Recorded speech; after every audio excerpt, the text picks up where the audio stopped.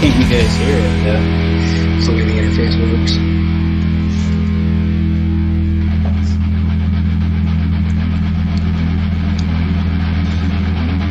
Oh, hell yeah!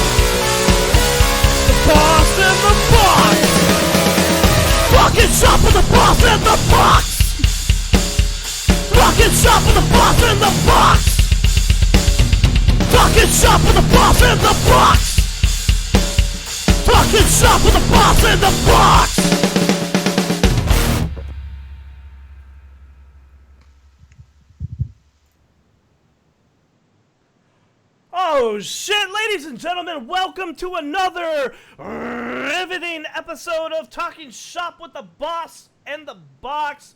And I hope you liked what you just saw, because you're gonna get all Gurschach all night long, ladies and gentlemen. But as usual, here with me is my fabulous fucking free bird of a co-host, Mr. Dave Lunchbox Ussery! What's up, my man? Oh, wait a minute. Hold on. Hold up. We got some... He muted. Oh. I'm sorry about that. That's my bad. I'm glad you got my last name right for the first time in fucking history. That's right, ladies and gentlemen. I am one half of your heavyweight, handsome, humble host duo, the Lunchbox. That's one word, capital L, capital B. Thank you very much. And as always, my badass brethren of badassery bullshit, butt plugs and... You know what? I can't keep it going, man. You know why? Because I'm so motherfucking excited. We didn't even cloak and dagger it tonight. Right above our heads, ladies and gentlemen, please welcome our guest, Leyland, and one of my personal favorite motherfuckers to ever walk the planet, Scotty McRib, 3/4 of the one and only Gurschach. With a whole lot of... The horns are raised. How are you guys doing tonight on this fabulous Friday evening, man? There's smoke outside, and I can barely breathe, but I'm drinking, so it's going to make it better. I drink to forget Shot in the Gut Part 2. What? And we'll get to that. I just showed up and they just opened up the door for me and let me in. Well, sometimes doors just open, my friend. That's Craziest thing, man. Yeah. Life is many doors, Ed well, boy. I mean, what's next? You knew something had...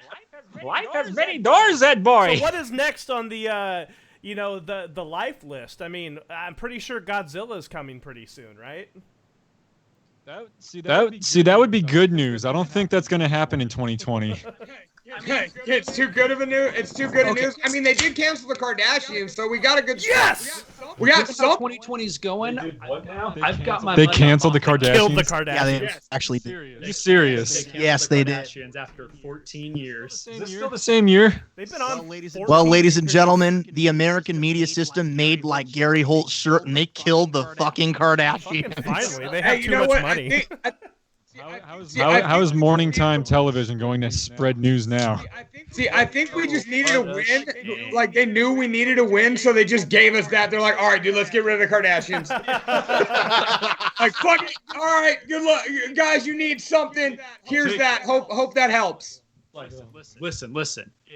It's quarter number 4. We are 0-90. We're 0-90. Who knows what? We need something on the fucking board right now. That was the safety. That was what it was. It's a safety. Hey, dude, I'll take a safety at this point. Fuck. The safety, damn it. Well, as long as we can safety dance. I see Zonia's in chat. How's it going, Zonia? We have a good amount of peeps watching right now, and that's always a good sign when Gurschach is on. So, what I usually like to do first and foremost when we start every show, what is everybody drinking tonight?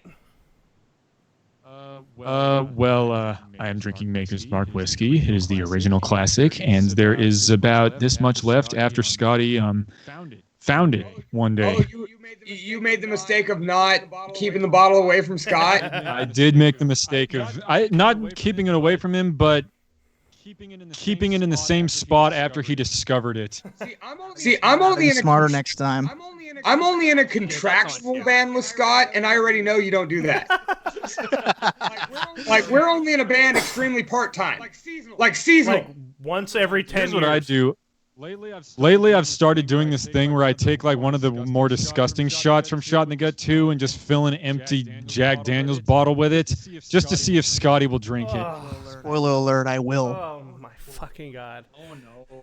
You know, like, okay, so as we're kind of on that trek a little bit, usually I like, before we get to that, Mr. Lunchbox, what are you drinking? We got the Maker's Mark. I got what the hell's it? Broken Skull IPA. What are you drinking, sir? Nice. At my wife's request, I went and bought a stout because she's tired of me and my hazies, juicies, and IPAs. So I went and bought a Firestone Nitro Milk Stout. I'm sorry, Firestone Merlin Nitro Milk Stout, which is a nice little dessert beer. Got a little bit of nitro. It cascades beautifully. And, of course, I'm drinking it out of my Abe Strong cup. And the beer's too dark to see, but those that know, Abe Strong. Because you wish you were as cool as a cripple who shredded on guitar. Okay. Outside of that, I got this Drake's Brewing Co. Flyaway Pills that's almost dead. And I got a box of Firestone 805s below me. There's quite a few of them, and frankly, the main thing I'll say is 805, if you're watching, I will endorse your beer. I will put stickers all over my base. You hear me? Well, I mean, you've got 805. I've got Nitro Merlin. Dude, apparently we're sponsored by Firestone tonight. Apparently. I am sitting here drinking one of our sponsored 805 beers. It is ice cold, refreshing coming in. I don't know what it's going to taste like coming back out, but we'll find out later tonight. Okay. Are you planning on getting so drunk you vomit on our show? Haven't decided yet. Hey, I'm just saying to be a first. We have pretty built-up immune systems lately. Yeah, you know, they say that a shot of whiskey a day keeps the COVID away. That's what they do say. As long as you keep drinking it, if you can't smell it, you should taste it. If you can taste it, you're good. Repeat cycle. You just have to stay away from that cerveza. Yeah, that's no good. You don't want no corona in your system. No. No. Give me a headache. So Apparently, more problems.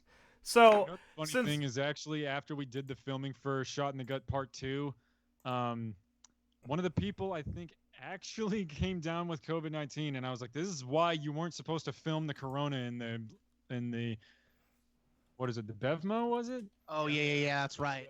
They actually was saying can I get some of this? Like, don't even fucking think about it. Don't jinx this shit. Yeah, I mean, it's almost like she wasn't 21. I don't know what you're talking about. Brandon, did you forget to turn the echo off again? Apparently it's good. Echo is gone, but they need a little gain. Okay, so looks like okay, got it. On a live show, you never know what's gonna happen. Okay, so Yo, Dustin, how you doing, dude? That's right, our boy Dusty KMD from down in Atwater, California. Congratulations again on the birth of your first baby boy, because you already have a girl, Brutal Bruce. Congratulations, what's my up, good man. Dustin? Congratulations, Dustin. I hope that makes up for me slapping a sticker on your ass many years ago. By the way, I also want to say happy birthday to Benjamin, man. Thank you so fucking much. 1 year old. He's a house of fire. He's already walking. He's already climbing on shit, and you fed him after 4 months. Yeah. 6 months. Remember that. 6 months. I'm just gonna go ahead and warn you right now, Brandon. Enjoy this time from now to 6 months from now, because at 18 months, they become nightmares. Oh yeah, we're on suicide watch right now. Nope. I thought that was bad. No, just wait till they're demanding. God. So are you on a suicide watch for the baby or yourself? I'm really, really concerned here for you, buddy. Absolutely the baby, my friend. Okay. And he means unintentional suicide watch. They like to lead with their head, yep. Whether they're diving off the bed, diving off the couch, or, just running at you. Intentional suicide watch sounds like a Slayer song. Hey,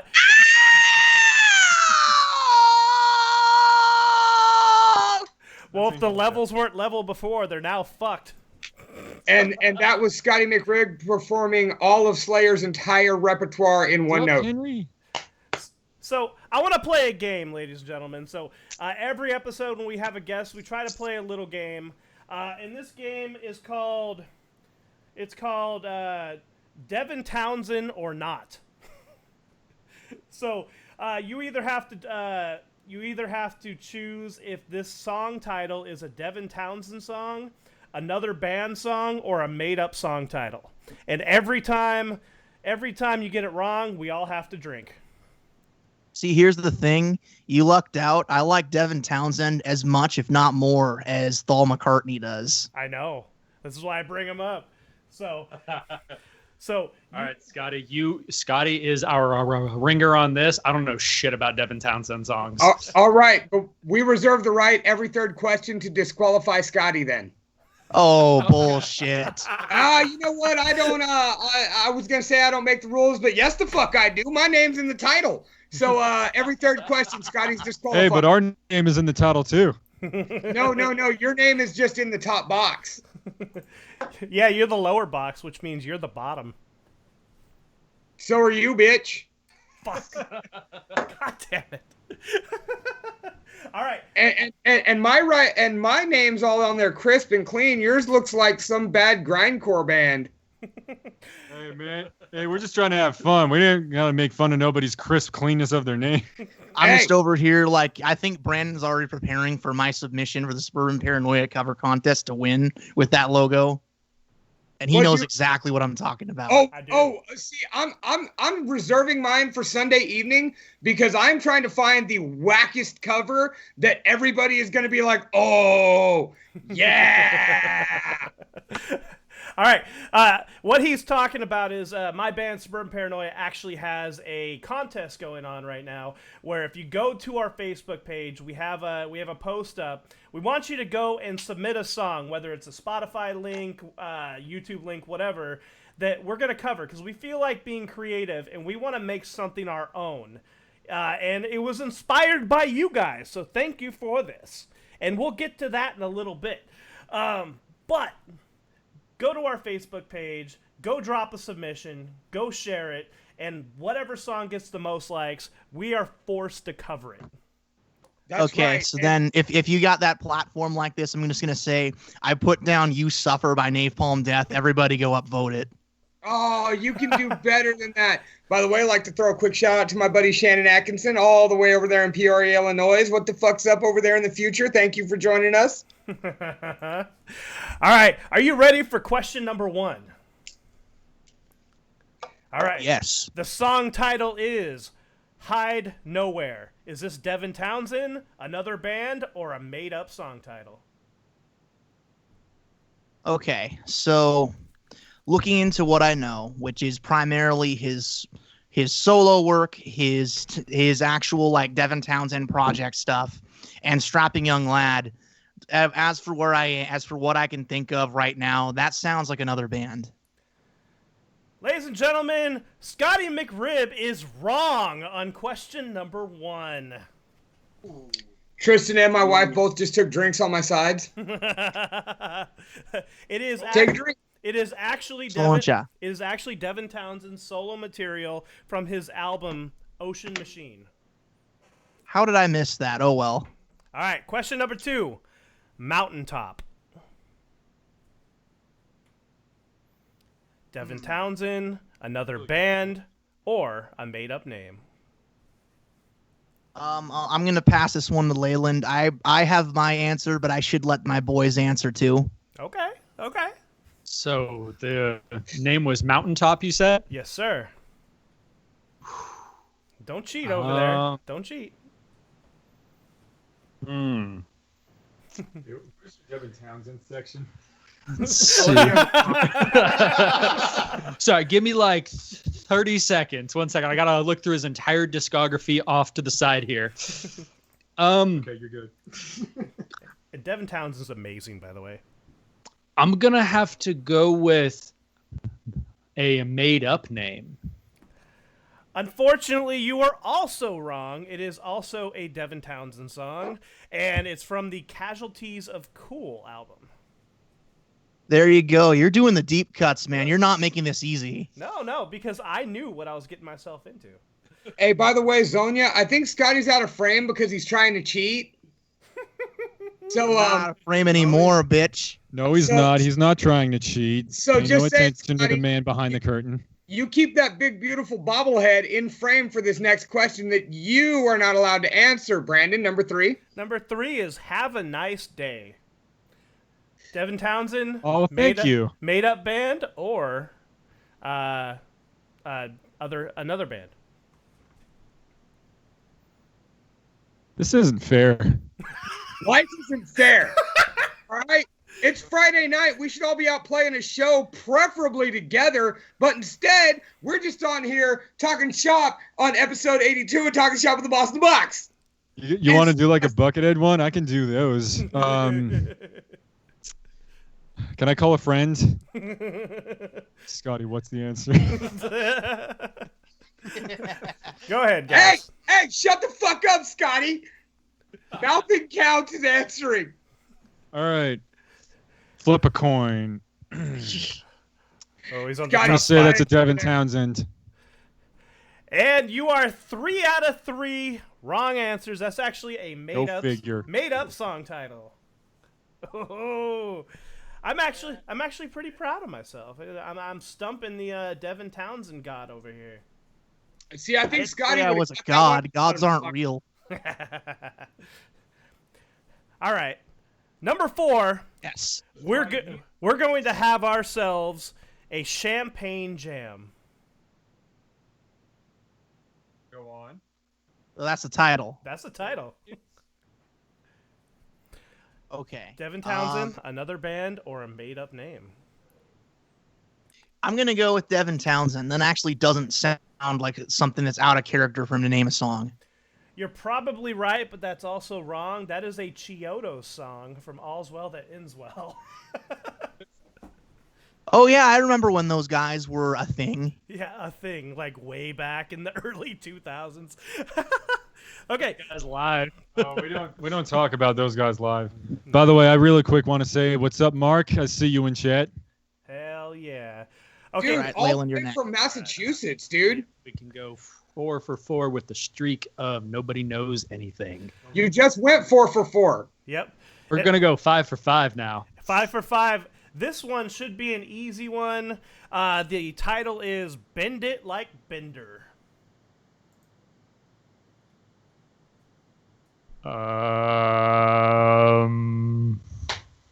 Really? Leyland. I'm so no, Townsend? no, stop it, Scotty. Let the boy answer. Devin Townsend? Yes! Yes! Yes! Yes! Congratulations. I fucking knew that one. I saw you nodding at him like, dude, come on, like. That's from the Addicted album. I love the shit out of that one. It even sounds like a Devin Townsend title. Believe it or not, he actually sound bites Bender in it, like for like 3 seconds. Not even kidding. I know the song. Well, I was gonna say, Leyland looked like the only one struggling with that, and you two were just like, "Fuck! Why did we hand him the microphone for this one?" He get the microphone, damn it. all All right, X, your turn. All right, we got 4 more. Okay, so we got Far Beyond Metal. By the way, this is a third, so Scotty, keep quiet and don't look at your band members. Look at me, eyes up All right, here. what was it again? Far Beyond Metal. Oh, that sounds like a job for a cowboy. I will say it's around the same time.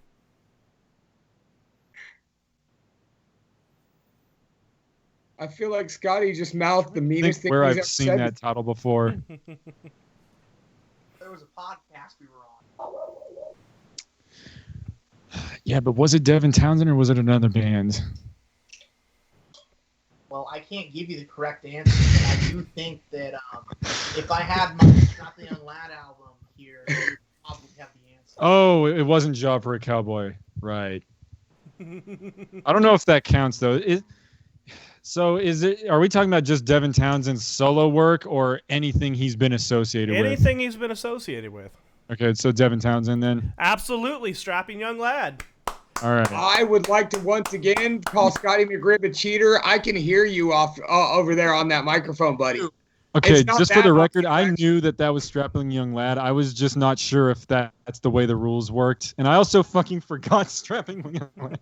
I mixed them up with Job for a Cowboy for some reason. You I kept mean, saying that's Job that's for that's Cowboy. honestly a very poor thing because frankly, like strapping was like way harder than Job ever will be. Shots fired. Yeah, not even kidding. No, Like I agree 100%. I agree too, but I met the bass player from Job for a Cowboy at Valero at like 3 o'clock in the morning off I-5 one time. So I'm biased. I like those guys. Okay. I mean, you can like those guys, but like, do they got home nucleonics? Do they got like heavy is a really heavy thing? No, they fucking don't. Yeah, I saw Job for a Cowboy out the back of a Taco Bell once, and he gave me a stellar hand job. So I'm biased. I kind of like him. All right.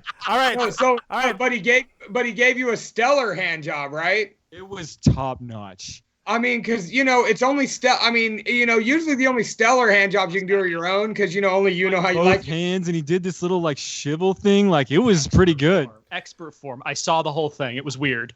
I mean, What? if it was in the back of You were there. I was watching with binoculars. I was curious, bro. I mean, if it was in the back of a gas station where there's Slim Jims involved. No, it was in the back of a Taco Bell. Oh, a Taco Bell. Okay. Oh, God, that has to be meaty and greasy. You got to get your listening skills up, Brandon. Speaking of that, number 7. Fire sauce everywhere. All right, number 7. What is it? This Is Who We Are. Is? You know, that actually does sound like something that would have been on like Epic Cloud or like one of his solo material albums. So I'm going to say Devin Townsend. The correct answer is As I Lay Dying from An Ocean Between Us. Oh, Nah. obviously. You didn't fucking know that. Shut up. Obviously. All right. Two more guys. Two All right, Leyland, your turn. All right, this is number 9. Yes. Keep quiet, Scotty. All right. This song title is called Birdo. Birdo. Birdo. Birdo. X knows what it is, too. I can tell. Yeah, he's dying over there. This is why I'm really glad we switched to a video format. So we can see the facial expressions that X makes. And Leyland's awesome beard. And Gershock's hair in general. But we'll get to that. We will. I'm gonna have to go with another band. Correct. Oh, that was just a total. That was just a total guess. Correct. X, you know who it is, don't you? Oh, man. Thank God you don't have to name the other band. Who is it? Who is it? All right, go on. No, who's the other band? Is that my question? We're just asking. Making conversation. It's a talk show. I don't remember, actually. Why do I feel like it's like that's like a song like a band like Torso Fuck would write or something like that? Torso Fuck. Close. Is that? Torso Fuck only wrote one song, and you know what it is. I love that one. That's incredible. Who was it, Brendan? Horse the Band. I think every other song was Raped by Elephants, like part 2, part 3, part 4. Just they may have had different titles, but that's essentially what it was. But yes, the band was Horse the Band. Horse the Band. I was thinking like a horse with no name for some reason. All right, last one, and everybody can answer. March of the Poozers. Everybody can answer? Yes. Yeah, easy. That's Devin Townsend. 100%, ladies and gentlemen. You guys got... Yeah, I got it. You guys got like 3? I think that made us 4 for 9, something like that. 4 for 10. About 40%. Yo, this game is bullshit because like I wasn't prepared. Isn't that the point? Yeah. But I was not told that there was going to be a quiz. I'm very upset right now. We tend to not I'm tell here to people talk about Gurschach and Metallica, and now I'm drunk. Well, you see, here's the thing. What we try and do on here is we're big fans of wrestling and real reactions. Like, we prefer, as a color commentator, I prefer when I don't know the outcome of a match or who's going to run in. I prefer to just react to it. So you basically just Undertaker off the cage match just on us right now with that questionnaire. Yep, flung you the fuck off a cell, dude. Makes sense. Yeah, that's right. By the way, we have a listener request. She is our number 1 fan. She is here every single week. Our very own Jordan Harrison asks, Gurschach, can you give me a shout out? Who is it? Oh, yeah. All right. Her name is Jordan Harrison. All right, Jordan Harrison, you are watching Talking Shop at the Boss in the Box. This is Scotty McRib. This is X. This is Mr. Leyland Reed. His name is really Oolobin Brickbeard, and we are Gurschach. Buy our shirts. There you go, Jordan. There's your shout out. Got to put my gloves on. God damn it, we got to do the whole takeover again. Do over. We don't do overs here. Once again, pro wrestling show live. You get one take. So I gotta ask, man. I've known you guys for quite a while now. But how long have you four specifically been a band as Gurschach? I mean, I joined these boys in fall of 2013, so about 7 years, to be honest. That's something that with what's noted, we basically these guys were been going for a couple years before I joined them, and it was that my old band Hypergiant, we shared the stage a few times, and essentially when the bass player at the time, Mike Flynn, when he was going to college in Ann Arbor, Michigan. That's right. Wow. So when he went to school over there, and what I found myself in, like my band was breaking up, and I just straight up was like, I need to just play. I need to perform. So I was like, yo, you mind if I play his farewell show too? And so I showed up with an acoustic guitar.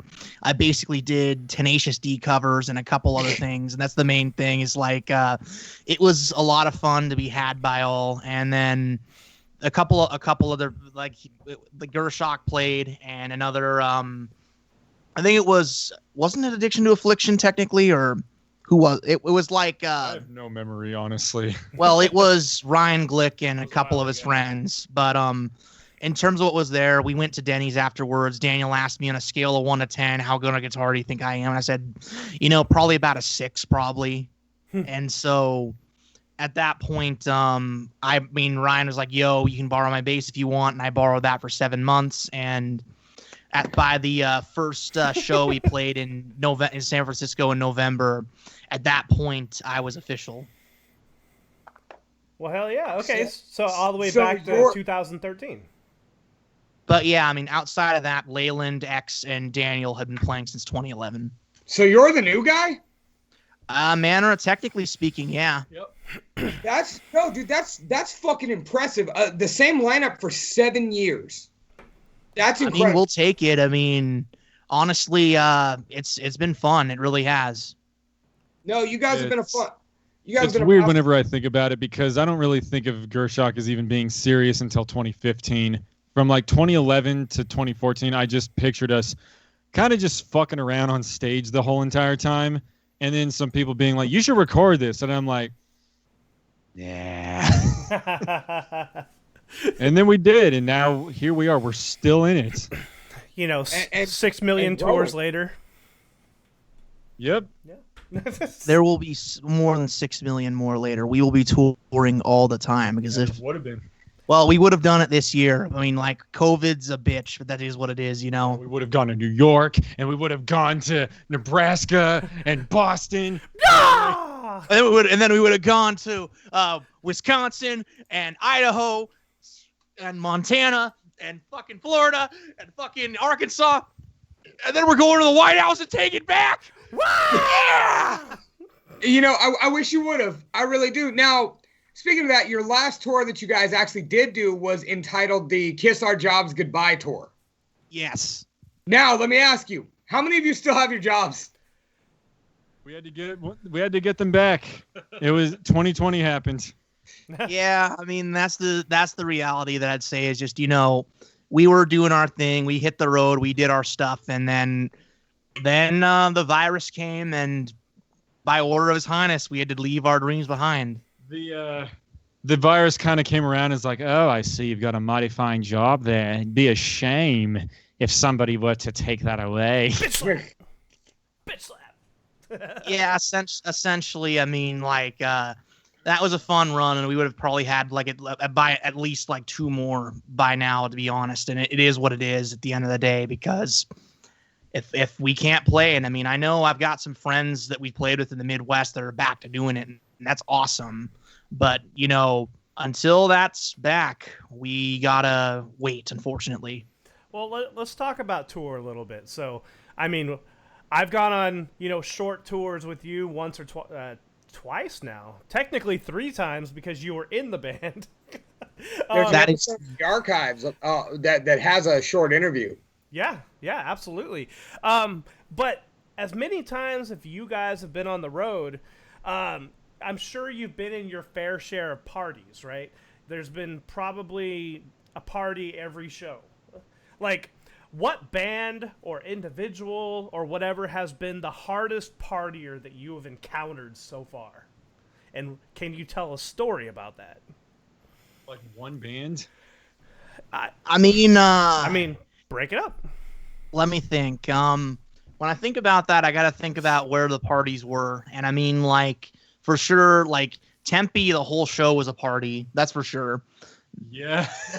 It might honestly be that one. Yeah, that was the one at Elijah's place, right? Yeah. I don't really think of like one band partying hard because it was like as long as a party existed, everybody was pretty much contributing equally. That particular show was just one giant house party that just didn't end till like 3 a.m. We went to let's Walmart hear just to about it. get I think like 3 giant tubs of ice cream that we ate for breakfast the next morning.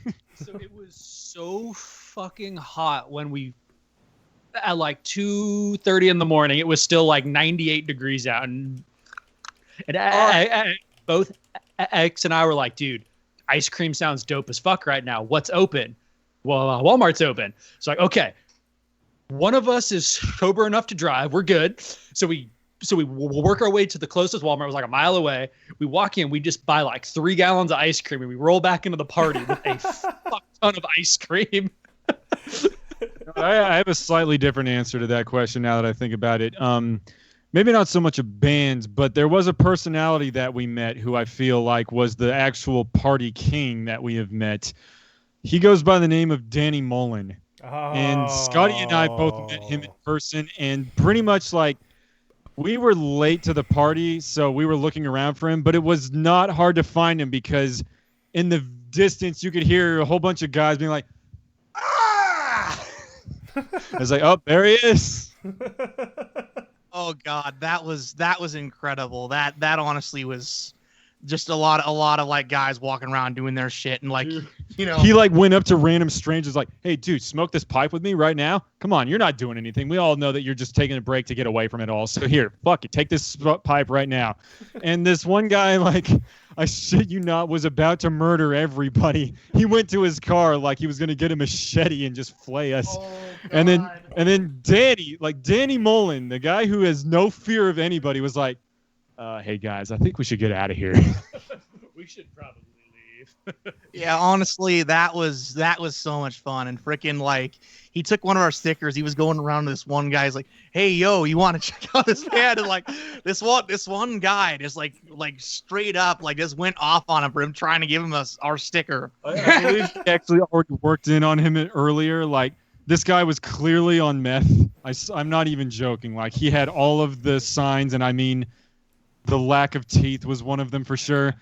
And he was just strolling around San Francisco Union Square in a full tuxedo on like a Saturday afternoon. And apparently Danny Mullen just went up to him and was like, "Hey, there's this really cool band called Gurschach. I want to give you a sticker." He's like, "Hey, get the fuck away from me, man. I swear to God, can I kill him?" And he's like, "Don't give them permission to don't do it." And like, it was like that was the introduction to him. Like I already knew who he was, but that was Scotty's first impression of Danny Mullen. Oh my God. I'm just over here like, you know, where is this guy now and when can I party with him next? Like legit. That was so much fun. And it's such a kick in the nuts too when somebody just won't accept free merchandise. Yeah, here, take this for free. No, dude, get the fuck away from me. No, you want it. Shit. I want to give you We got a something for question free. from Zone. What's that? What is it? Tell us the story of your worst ever on tour experience. Okay. Yeah. Probably be the Nightmare Tour.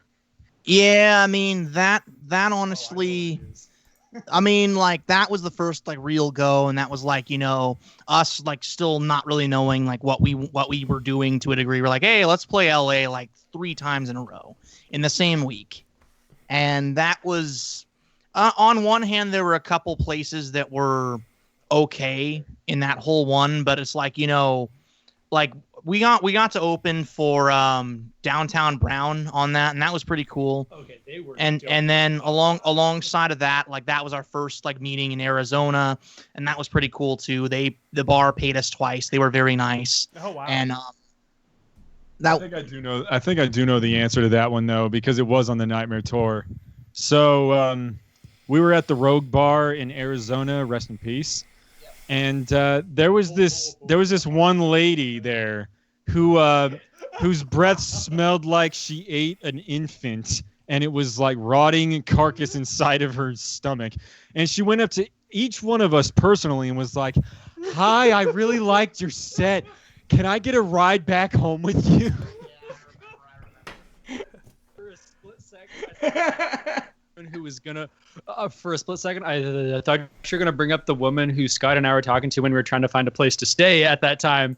That was one of them. Who was like, we're like, hey, we don't have a place to stay. And she's like, hey, yeah, you can totally come back to my place, but I'm gonna go back home early first, so that way I can hit up my dealer and get a hold of a bunch of cocaine to be able to clean everything.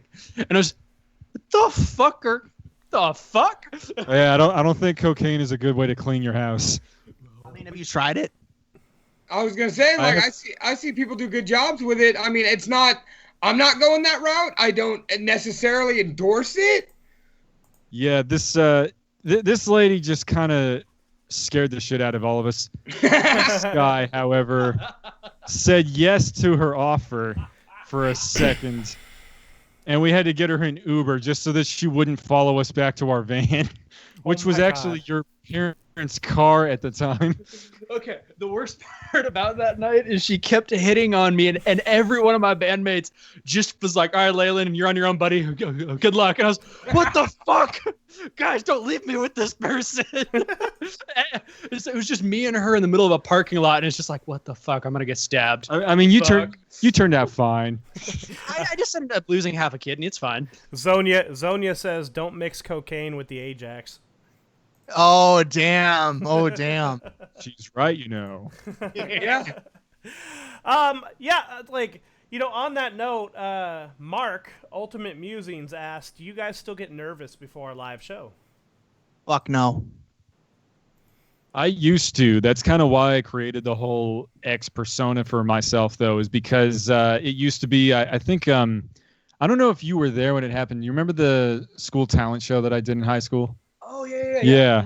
I did a Buckethead song for like my school talent show one year, and I remember just the curtains opening, and I guess you were sitting in the area where they just blasted the background music so loud. Right next to like, the speaker or the backing track. However, for me, I could not hear any of it. Mm-hmm. So like they just started it. I got no head start whatsoever to prepare for it, and it was like, boom, play, you dancing monkey. And I just choked so badly on stage that I was like, this is not going to work. So I kind of had to find a way to fix that. And I felt that sort of attaching my personality onto a stage name that I could use actually helped out a lot, because I was able to justify, it's not me on stage who fucks up, it's X.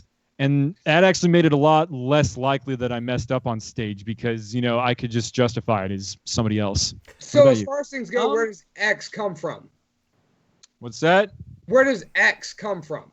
Like, I was introduced to you as X. I didn't even know you had another name. Like, I figured you were Xavier. You know what I mean? And then when I go searching, it's Brian X King. Okay, who is X? Like... It's like, it's actually, I don't really get that question very often. It's kind of cool. It kind of was by accident. So I was going into my freshman year of high school as well. So this is kind of around the same time. And for one of my classes, we were supposed to do the whole name tag thing where you just write your name on the thing and then show it to the class. I was a little stupid, because the first thing I did was I had this marker that didn't work, and then I got a new one and then wrote a just big X on it to see that it worked. And since it did, I then wrote my name on the other side. I then had my name tag with my name facing myself so that my name wasn't facing anybody else in the class. A big fucking X was facing everybody. And everybody's like, is your name X? I'm like, no, what are you talking about? My name tag says right there. And it's like, and then he turned it around to say, like, no, dude, the thing that you see is not what we see. And then I just got followed around for a whole year of people being like, hey, look, it's X. But I embraced it. You know what, dude? I can sympathize. The way I became the box, Lunchbox, is Differential started calling me that because I was a little fat fuck. You know? And then 18, you know, like, I moved to Sacramento in 05, and a couple people up there call me Lunchbox. I start coming back to shows here in Modesto 209 area. People call me Lunchbox. I moved back in 2009. People are introducing me to other people as Lunchbox. My own guitar player's mother thought my legal name was Lunchbox. and you know, excuse me, Mr. Box. I guess, you know, well, I picked my guitar player up and she was like, did you ditch school? And he's like, no, Dave gave me a ride home. Who's Dave? And I just looked at her. I'm like, me. What the fuck did you think my name was? And she looks at me and kind of sighs and goes, Lunchbox? You also go by Lunchable.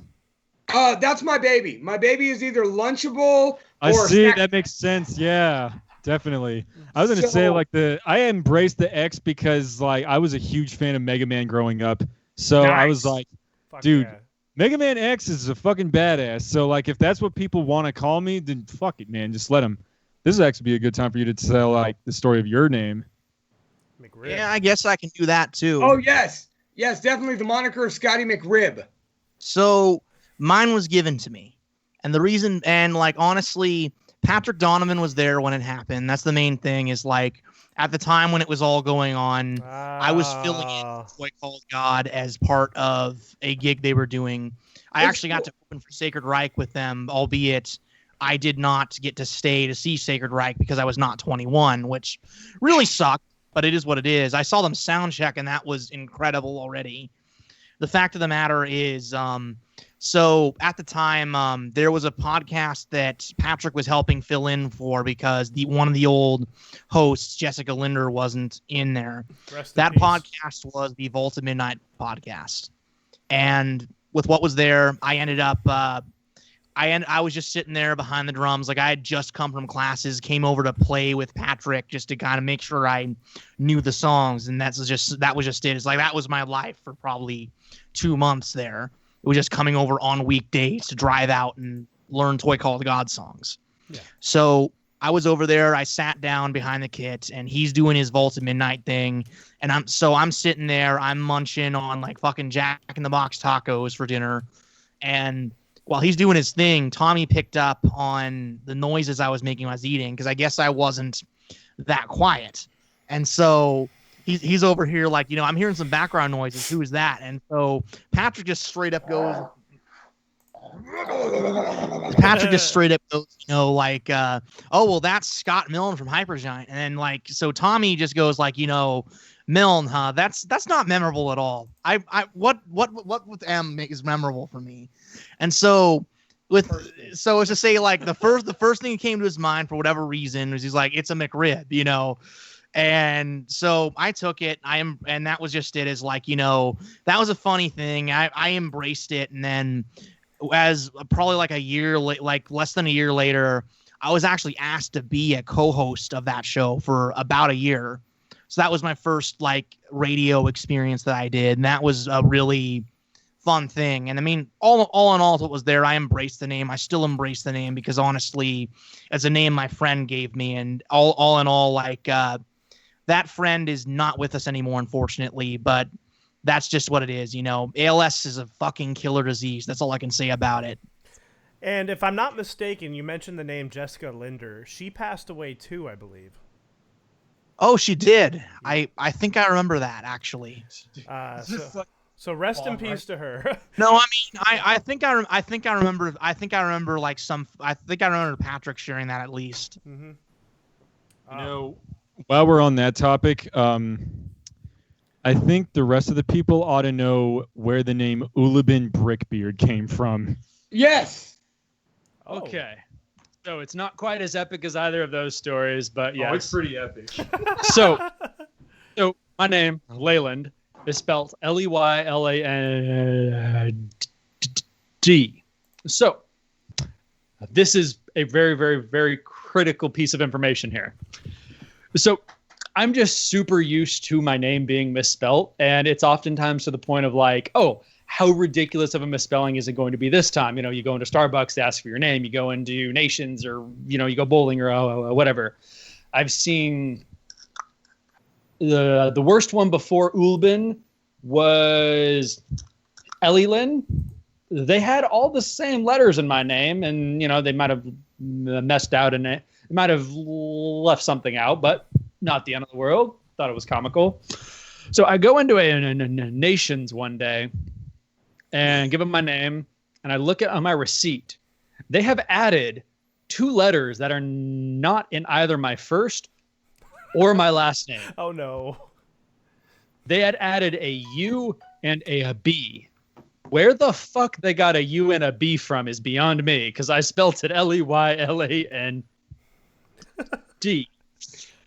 And I just look at this receipt and just see Oolobin, and I just start losing my shit in the middle of a fucking no nations. Isn't this the Orinda one? Like the one that you lived next to? Yes, this was the one where I have gone into, like, while I was living near it, I had gone into it like twice a week.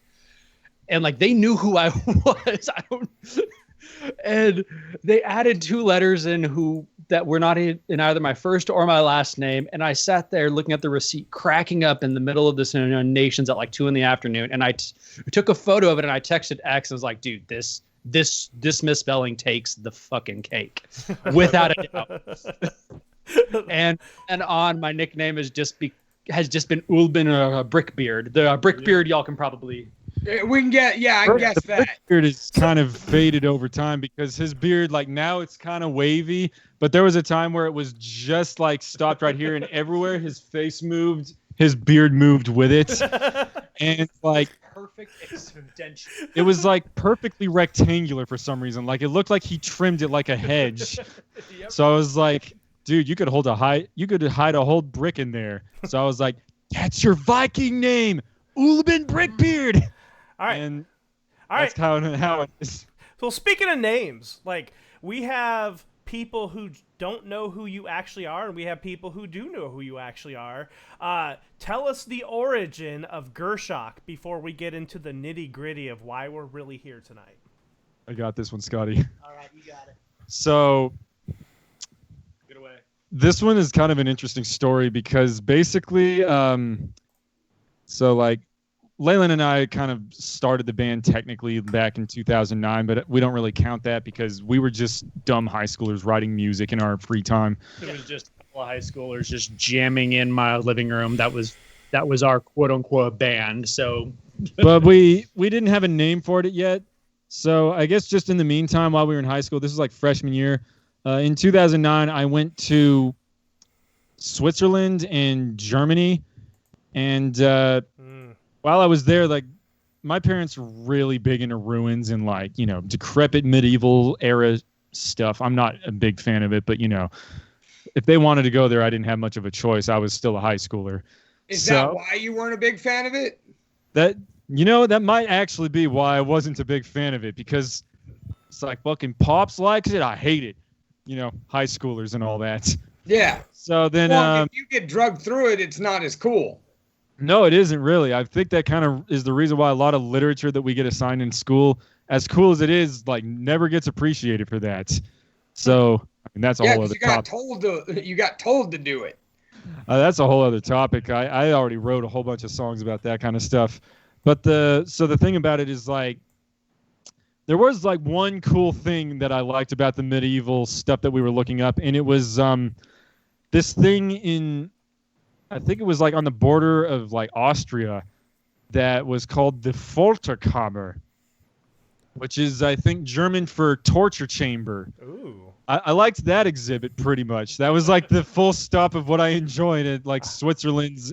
I enjoy Austrian that too. Exhibit. Apparently what happened was when they were showing off the Iron Maiden, which of course, being a huge Iron Maiden fan, I was like, oh my gosh. They talked about this like rebel cult leader named Gurschach, who was like killed and tortured to death in this this specific Iron Maiden that I was looking at. And I remember at the time I was like, hey, Leyland, I found out the perfect name for our band. He's like, what is it? Folterkammer. And he's like, no. What the fuck does that mean? It's like, dude, I know we're best friends and I love you. That name fucking sucks.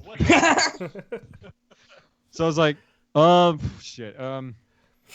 There was this other cool name I said, and I think I actually just spelled it wrong, to be honest. It's this name right here. And I showed it to Leyland, and he's like, what does that mean? I'm like, I don't fucking know, dude. We didn't have we didn't have any better ideas at the time. So like, it's a good temporary name. It's fine. Just kind Yeah, of stuck with it's it. a good temporary name. Have you looked it up since? I have. Let me know if you find anything, actually, because I have yet to find anything on what the name means. I mean, I would say it's a positive thing if our band name comes up before that, right? It is. Yeah, That's right. actually the cool thing is that if you look us up, like, people have done that before. They've looked up Gurschach and, like, what does that mean? And all they get sent to is us. So, like, that's like, I'd say, a pure win. It's like, Oh, I yeah. see this as an absolute win. Yeah, absolutely. Has Like, what's a failed Gurschach? It's successfully. us, motherfucker. What do you mean, what's a Gurschach? All right, so that's pretty awesome. So we're gonna take our first break, ladies and gentlemen. We're gonna leave the viewers with a music video of yours that I find very close to my heart because it was actually filmed at my festival, Devastated Fest. No, it is too. Yeah. So absolutely. So we're gonna take a little Can break. do Anderson. And we're going to listen to the song Innocent Blood by Gurschach. And I got some questions after this video. So check it out, ladies and gentlemen. I also have some questions. Well, we look forward to answering everybody's questions. If it decides to work. Let's see. There we go. Is that working? No? No, it's I not have working? several questions. Who You know- am I?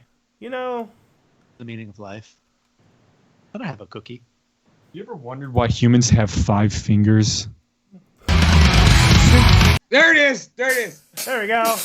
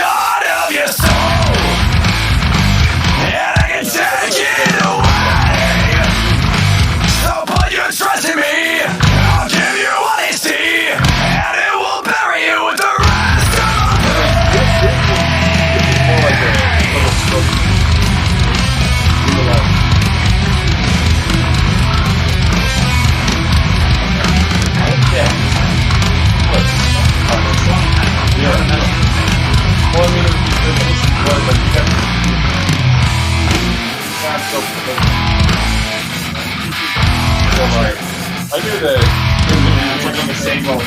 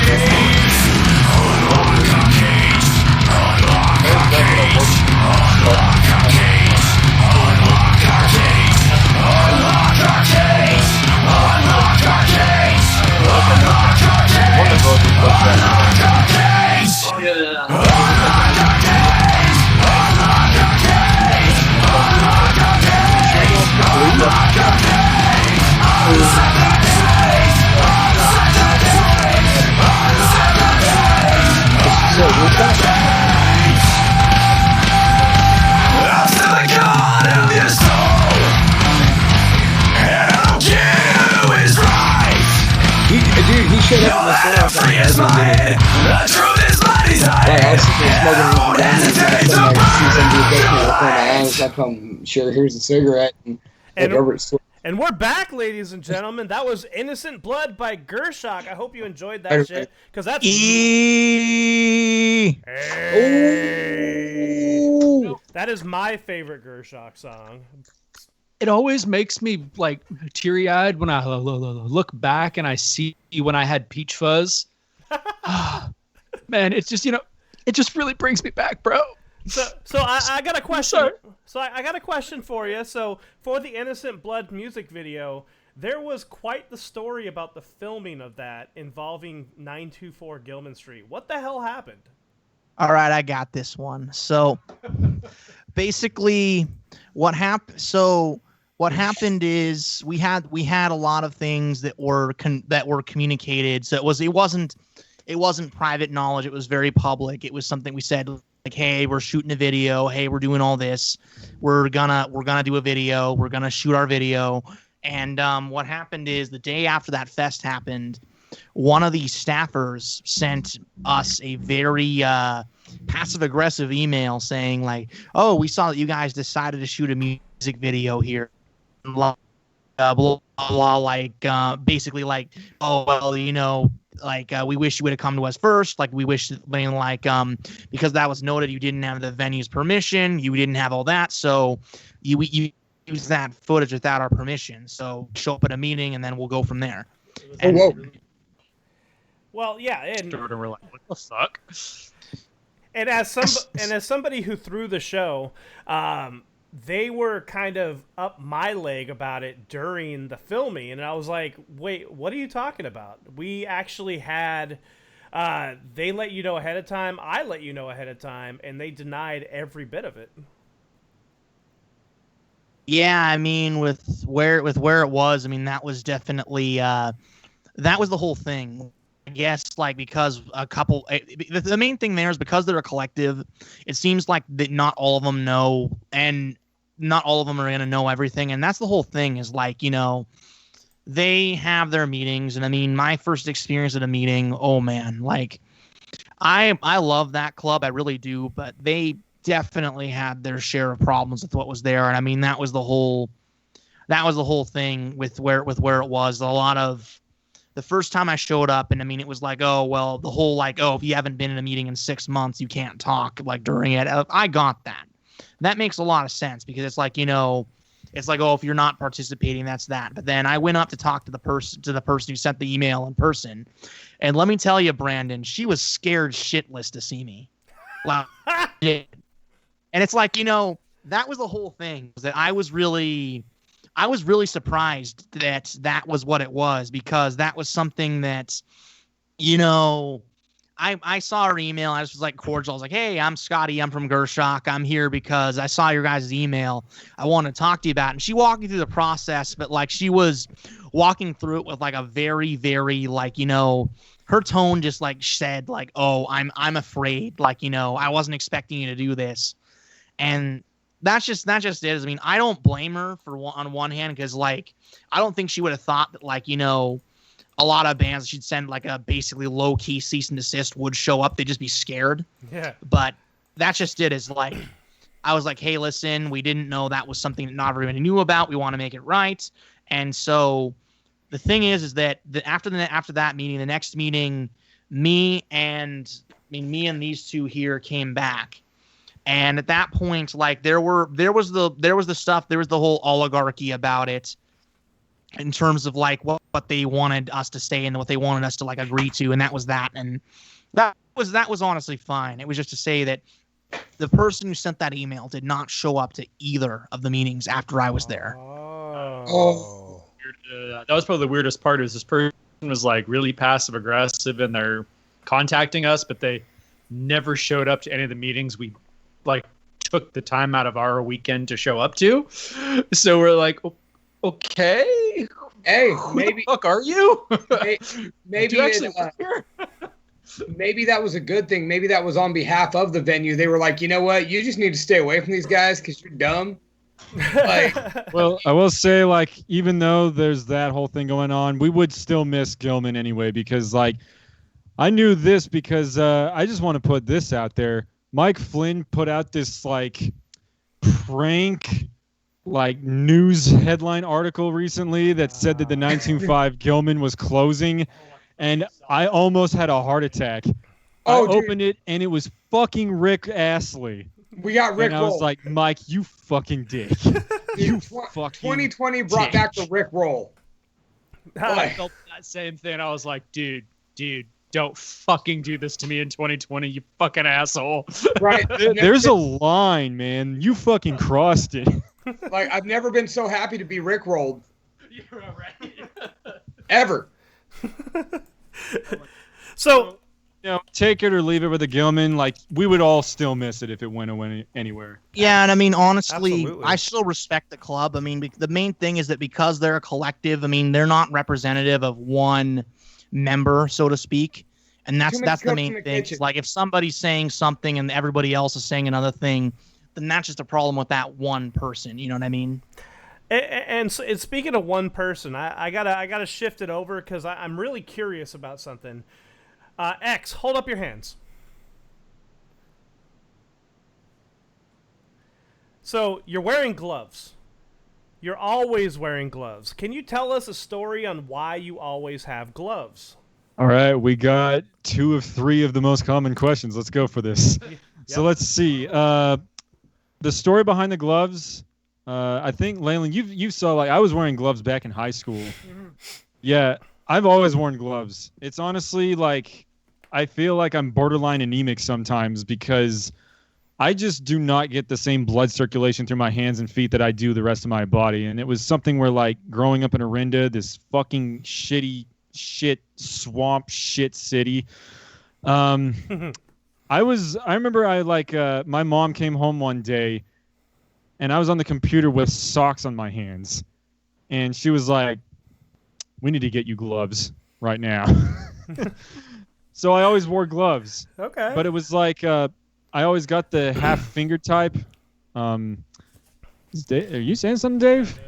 I can't tell if the box is trying to say something, but if he's No, actually, I muted my mic because my wife walked out of the room when she found out that Gurschach doesn't mean shit. Like, that it's just an arbitrary thing, that all in all, Gurschach is y'all. Well, gee, I'm And sorry. I thought that was cool. So I kind of wanted, and she walked back in the room, so I kind of was explaining it to her, because she's even asked me a time or two when we listen to you guys on the road and stuff. She's like, what's a Gurschach? And I'm like, I have no clue. I was hoping I'd be able to answer that tonight. Now I can. That doesn't mean that it doesn't mean anything. That just means that It's a band. That's what it fucking is. No, exactly. It's you. That's what Gurschach is y'all plus Daniel, who couldn't make it tonight. That's badass. And I was telling her how badass that is. What the fuck? It doesn't mean that it doesn't mean anything. It means that I don't know what it means. I think it's honestly just a name of somebody. Well, like you Plus, said, you think you I already misspelled spelled it wrong or something like that. Exactly, and I had to mention that too. Sorry, I tell my wife everything, and she popped in. I was excited. Alternatively, we got to the concept. Even with the story that we have, like, they wish that there was more to the story. They're like, well, that sucks. I wish you just came up with it because, like, you had this alien that abducted you and told you this is what you're going to name your band. See, personally, I think that's the most badass thing I could ever hear. Like, a trip, banging your head into good fortune is one of the best mysteries of life. You know what I mean? Like, just accidentally trip, fuck, boom, oh shit, everything's great because of that. That's like a lot of what we do anyway. Exactly, and it's a beautiful thing. I think it's one of the unique things, and it's one of the things that's giving you guys the longevity, the staying power, the progress. I want to kind of slide into like what we came for. You guys went out on a limb here and you reimagined the worst recording in history. Oh, we're doing this now? Yeah, might as well. And you just... Oh, God damn it. What? Now we had to. You just did Saint Anger and made it not sound like monkey farts. And, I want to hear why. Like, what the fuck? How did that happen? Well, we basically got the original recordings and we turned off the monkey farts filter. Crazy how that worked. We just walked into the master files. I think Scotty and I have to go back and forth on this one. Let's see. So it started with 1, right? Yeah. Yeah, like at first the idea was that I remember Raven Black did a cover of the Nobodies and they talked to us on tour about how that like really blew up for them, and I was like, we haven't really done an official Gurschach cover yet, and we were sort of thinking about it at the time. And, it's not really any news to a lot of people that we take huge influence from Metallica, of course. So we were like, if we were going to do one Metallica song, what we were going to do. And for me, the first thing that came up to mind was 1. But I always knew that if we were going to do a Metallica cover, it was going to have to be something that sounded like us. It's like, it would be a Metallica song, but you would still hear it and be like, that's Gurschach. So we were really stuck on that because, like, one of the big problems with doing that is if we were to try to make a good cover of 1, it would essentially sound exactly the same as it already does, maybe with more audible bass, but that's kind of it. Mm-hmm. So Scotty and I kind of ran into this issue where it was like, how are you going to take a masterpiece and change it? Like, it doesn't make any sense. And then this guy was like, well, hey, I mean, if you want to set the bar real low on changing a song. Yeah, honestly, you have to look at that. I mean, frankly, I'm to a degree, like, the Metallica that I enjoy is more, frankly, it has more to do with, like, just in general, like, I like Megadeth more than I like Metallica. I'll be, like, legit honest about that. But in terms of, like, just where that is, I mean, like, Metallica has its missteps, and it seems like, Saint Anger was the whole, how could a band this on top of the world make this big of a mistake? You know what I mean? And that's something I feel like a lot of people thought. And I mean, like, when you look at it, you look at how, like, the turmoil of, like, the band was in, and I'm over here like, you guys should just never kick Dave out, you idiots. But the fact of the matter in terms of what's here is that they kind of had a lot of shit going on. They had a lot of just in general issues with it, and a lot of things that were just like, oh hey, let's keep it gritty, let's keep it sounding the way it does, instead of fine combing it, you know what I mean?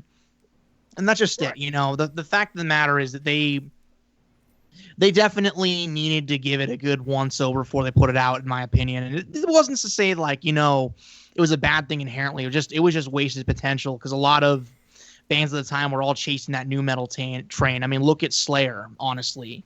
Like, look at their 2000s albums. They were doing the same thing.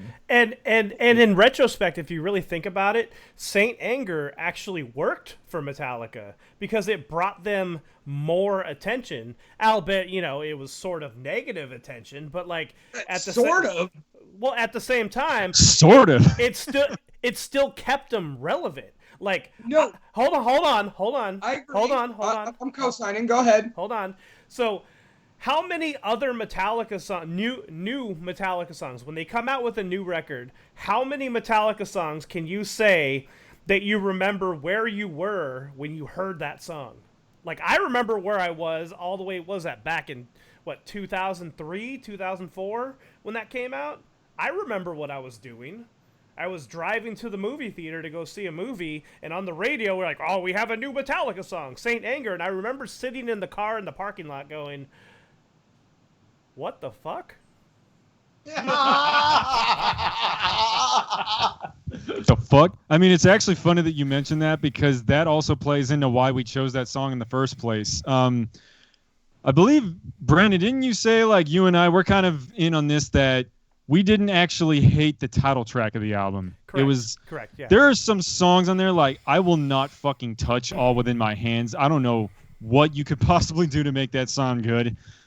Well, real quick, before we get too deep, what I was going to say earlier is Saint Anger was the moment where we all wondered if it was actually time to write off Metallica. But going back to that title track and even a couple other songs on that album, the songs aren't that bad. It's the way they recorded them.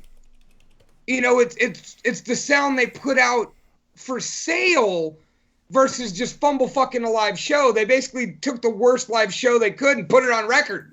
I mean, I have a theory about that, honestly, and this is something that I will always go on record, just full unfiltered about.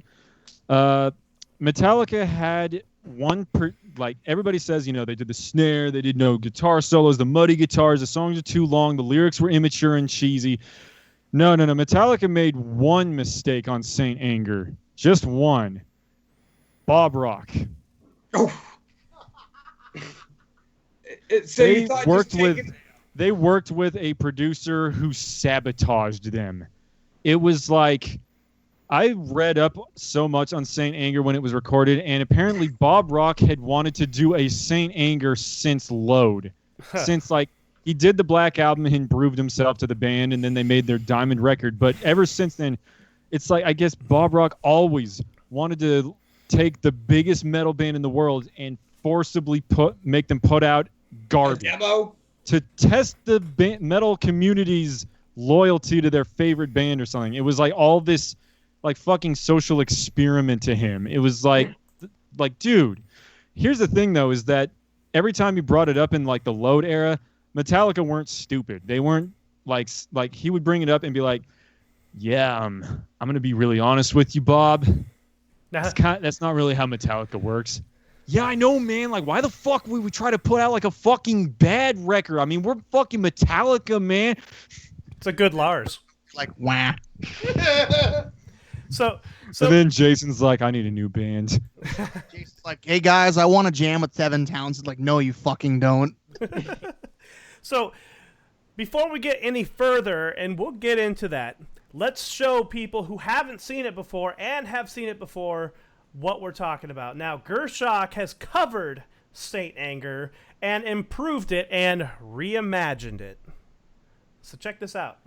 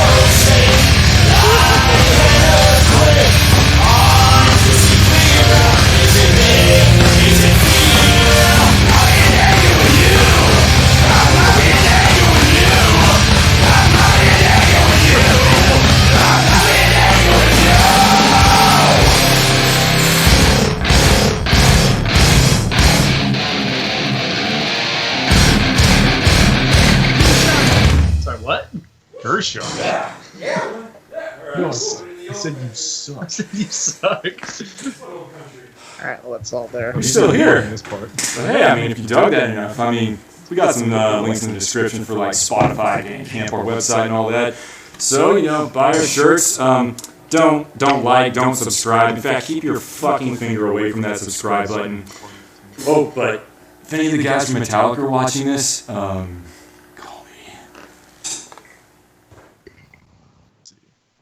Yep, he's fucking playing the Oh shit, guys, dude, like, you know what? I'm in shows. I'm in shows. I'm in shows. Wait. Is this thing on? It is Oh, on. sorry. Oh shit. And Keep playing. And by the way, before we get any further, ladies and gentlemen, happy birthday, Scotty McRib. Hey!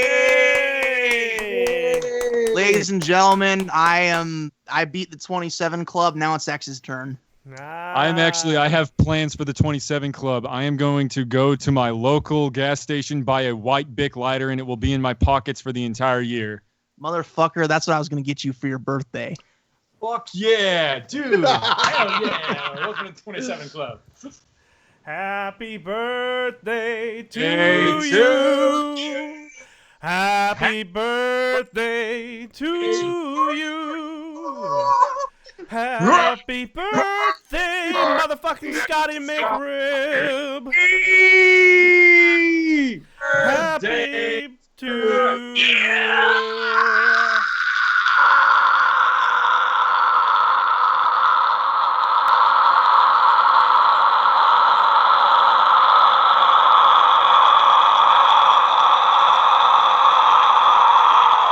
All right, calm down, dude. It's not like it's your birthday or anything. Fuck you. I was impressive.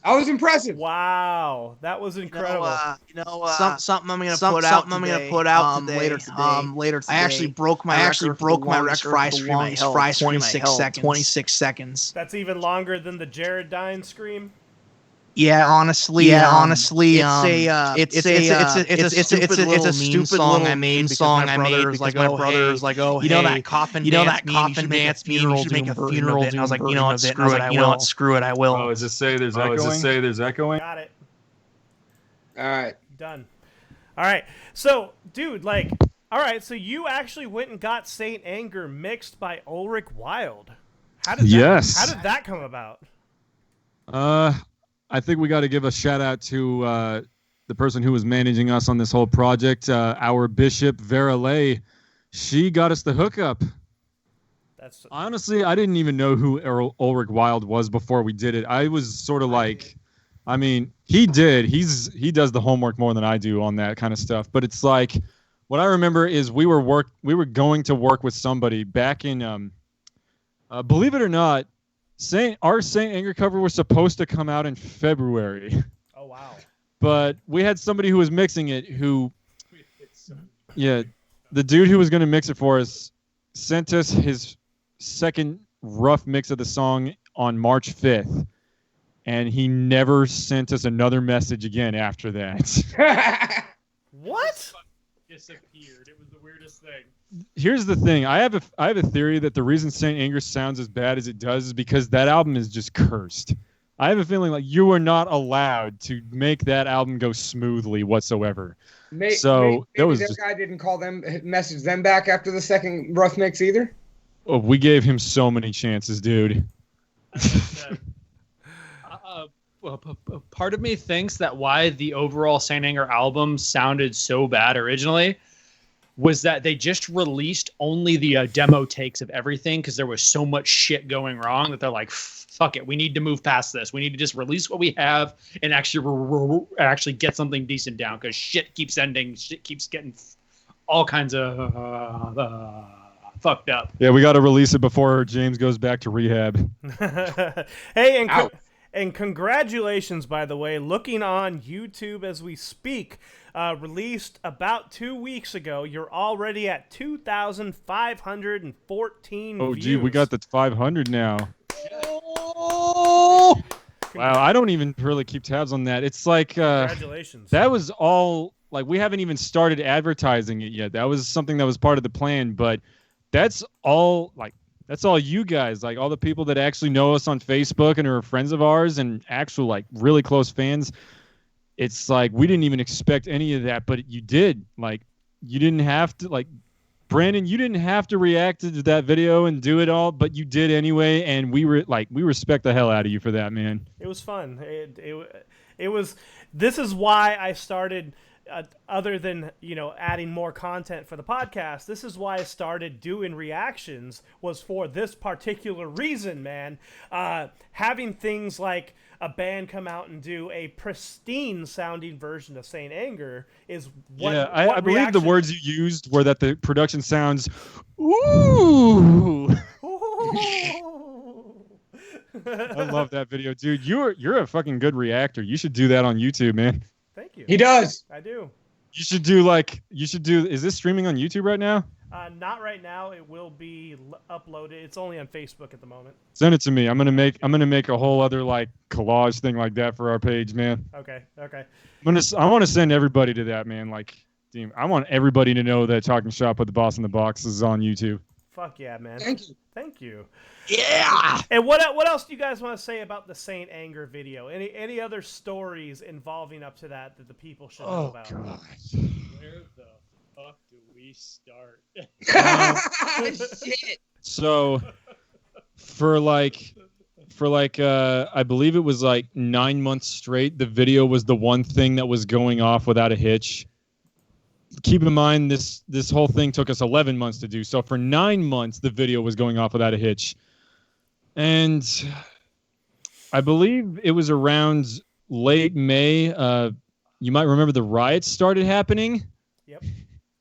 So we were going to, like, that like scene, like it's in that photo right there. We have the model that reenacted the Saint Anger demon that Matt Mahurin made. Yeah. And that was going to take place in a BART parking station. Then the riots happened, and nobody was going fucking anywhere. And I think we originally had a model, but again, shit just hit the fan big time. And yeah. And on the day we were originally supposed to be shooting that particular film/photo shoot, our first model ended up getting food poisoning the day of. It messaged us the morning of I'm so sorry, I am super sick, I cannot stop. You can probably fill in the blanks with food poisoning. And it was just, are you oh god, fuck this song, everything about this song is fucking cursed. I remember that was late May, and this was before the riots even started, so it was late May that happened. Oh, it's no big deal. We'll just push it back to next week. Next week, fucking riots everywhere in the streets, man. And it was wow, 2020 really doesn't want this song to come out. Oh, wow, dude. Yeah, I mean, I'm sorry. I'm sorry to say, folks, us doing Saint Anger caused 2020. We would like to formally apologize as of now. Sorry. So Joanne Filicky, I'm totally butchering her name as usual, she says time well spent, the Gurschach name is indeed misspelled. Google Germany gave me an answer.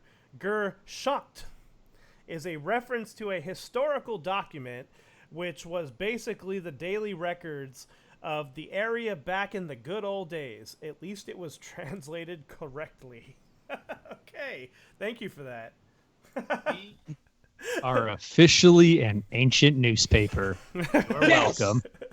I'm cool with that. That's got some doomy implications. You know what I mean?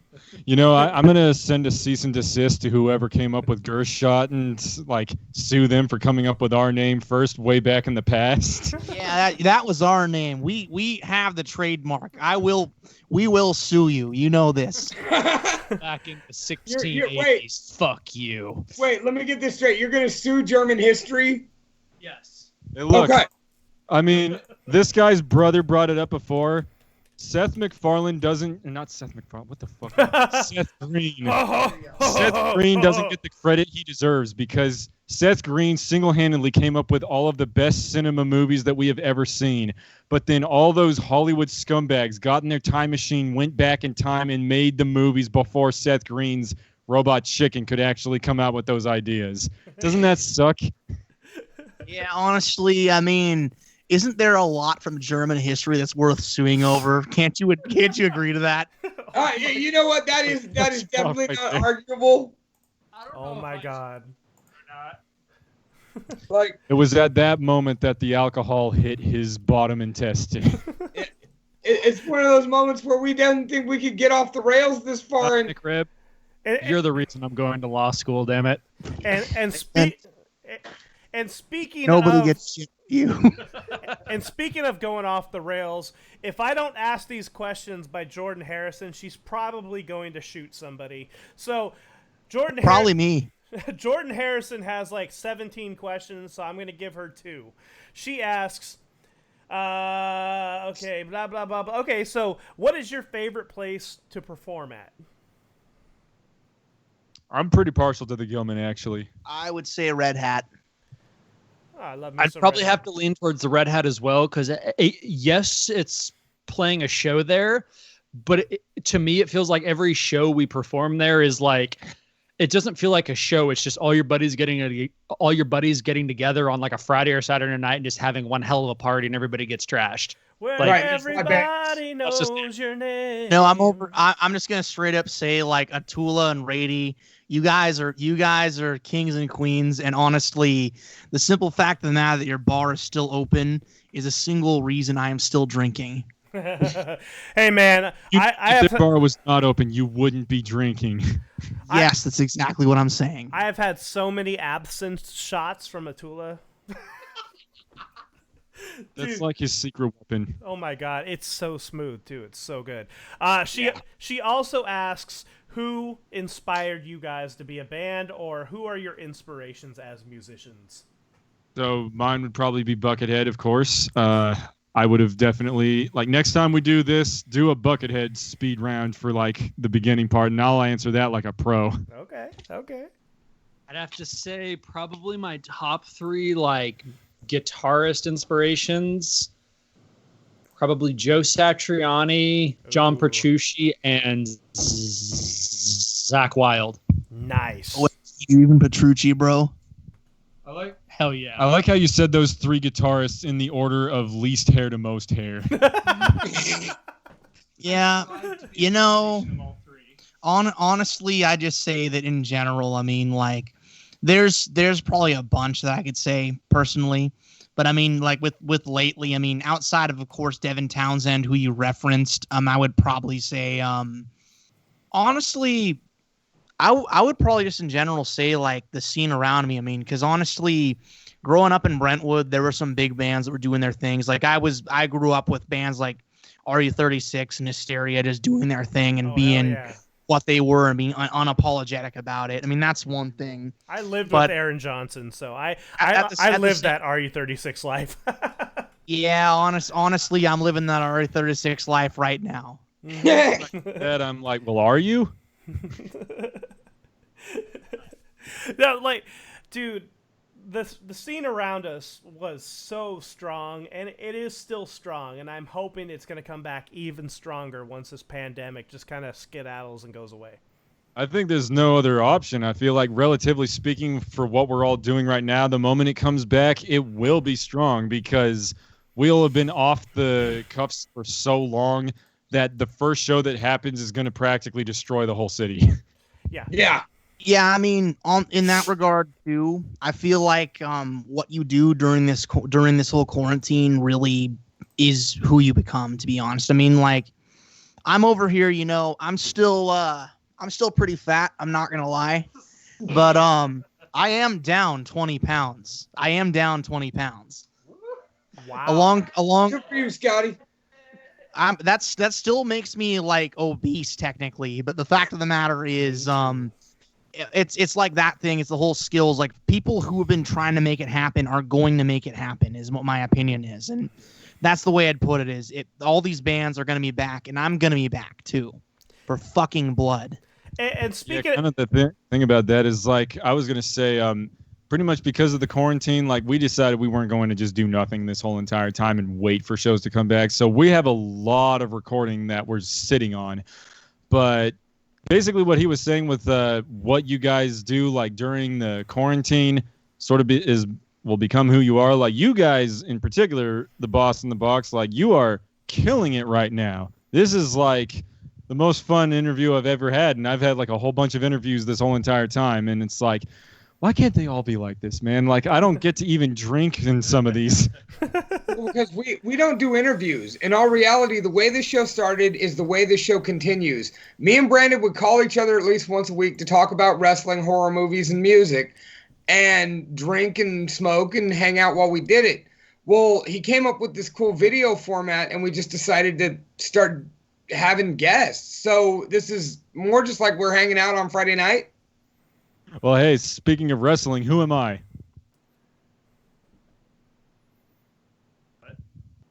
what? Off the screen? Oh, I get it. Are you the Undertaker? No, he's John Cena. We can't see him. Oh, nice. And speaking of doing things to become who you are, or however Scotty said it, you guys have been doing and swallowing some really gross things the last month or so. Of course you're going to fucking bring that up. So you guys... I would like to walk away now. For the individuals who don't know what we're talking about, Gurschach has 2 editions of something called the Pukening, or Shot in the Gut. And right now we're gonna show it's Shot in the Gut. It's the second one was Shot in the Gut 2, the Pukening. Okay. So I'm gonna say, do not subscribe to Gurschach on YouTube. I'm gonna say fucking do it for 2 reasons. 1, because Shot in the Gut 3 at 10,000 subs, and 2 because Facebook doesn't give a shit about musicians, and that's been exposed. That's something that, like, with their October stuff, their whole live thing, they're gonna be like, oh hey, if you play like local band, if you play music shit, we could terminate your page. Yep. Which honestly, I really think that, to be perfectly honest, if that's what they're saying, then fuck, we should go back to MySpace. So we have. Go on. I was gonna say we have a 60-second preview of what we're about to talk about here. Oh my god, I don't want to even look at this. I am so sorry in advance. And then I've also been sitting on a question. All right, so we're gonna watch this 60-second preview and then jump right into it. Vodka, minced sardine, and cottage cheese. Campari, and Fennel infant formula, and juice from canned green beans.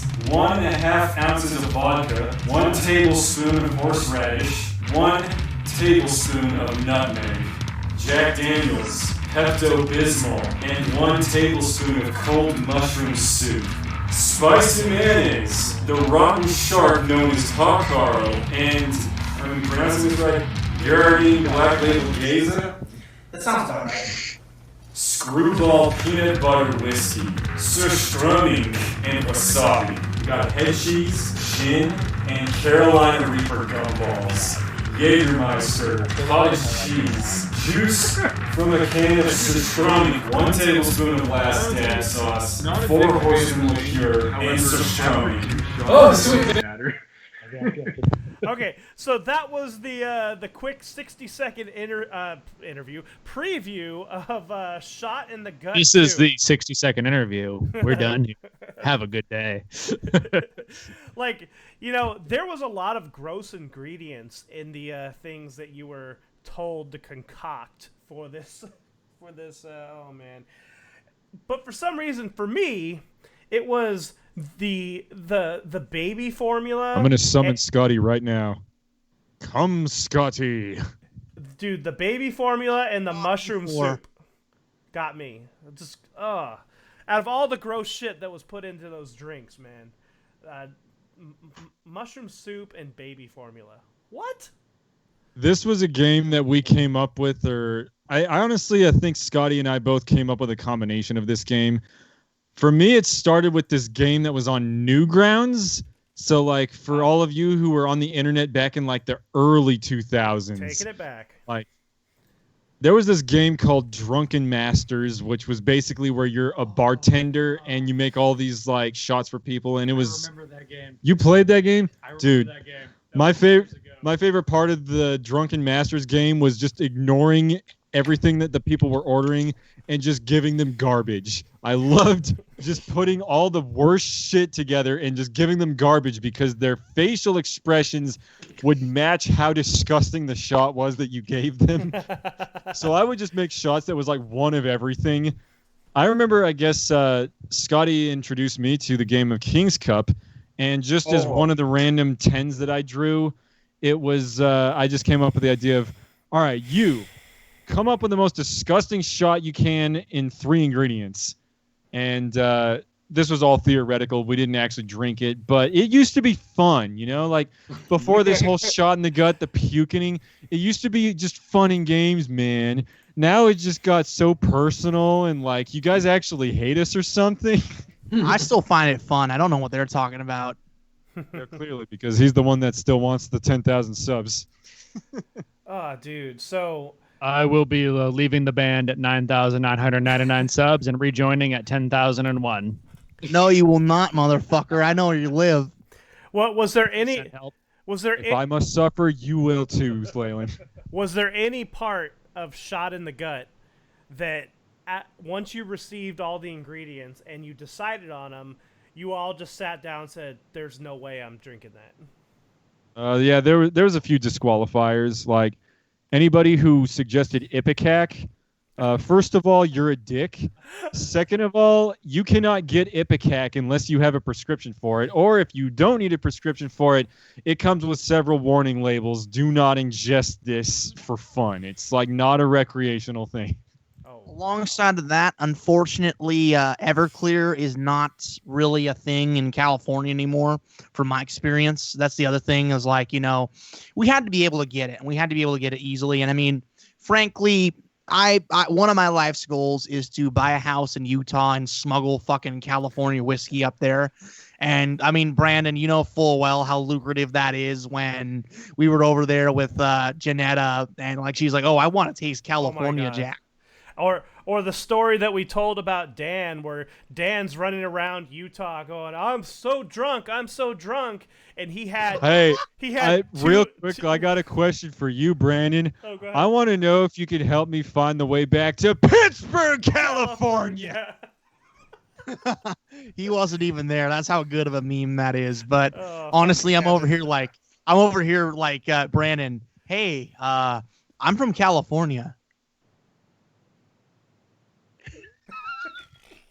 So? Yeah. I was there for that one. Nah, but honestly, that whole thing, like Dan being like, guys, I'm so drunk, I had like 4 beers, and we were over here like, dude, this is watered down like piss. I can't even feel it. So those of you who don't know, if you go to Utah, the alcohol is watered down. So, for example, if it is a 5% alcohol, it's more likely supposed to be like a 2 or 3%. That is correct. I mean, honestly, that's their whole thing. They've got their liquor laws. They've got what it is, and it's the whole, like, you know, they've got that for beers. They've got that for like hard liquors too. It's like, oh, it's 40%. It's really supposed to be like 20 or 25%. And all I gotta say is, you know, fucking Mormons, and that's all I can say about that. Fucking Mormons. Well, speaking of alcohol content, I have a question that I've been waiting to bring up that you and I have been waiting to spring on Brandon, Scotty. Oh, what? Yeah. Episode 85. We're doing a power hour. Oh. Brandon, I have advertised this. Yeah. And I told Brandon pick a guest. I made a suggestion and he has not reached out. So, Scotty, I am inviting you as Brandon's guest to come to my house for episode 85 and take 60 shots of beer in 60 minutes. I'm so down. I'm not leaving your house after doing that, but I'm so down. I've got a plan, as always. All right. He's gonna be your new significant other after that. That's cool as long as he's good with the broom. He's got a couch. I mean, the couch is the most important thing. The whole significant other thing, I ain't gonna lie. I mean, Kelly and I are more than 6 years at this point, so I mean, there's a lot of you'd have a lot to compete with there. Not gonna lie. Hey, me and Jen got 18, so you know. Kelly's watching this right now, isn't she? Hi, Kelly. I don't know if she still is, but if you are, thank you for the birthday wishes, and I love you. Kelly, Kelly, Kelly, Kelly. Hi, Kelly. And then Everything's fine, Kelly. You can go to bed. Don't worry. and then the question I've been sitting on all night. Go.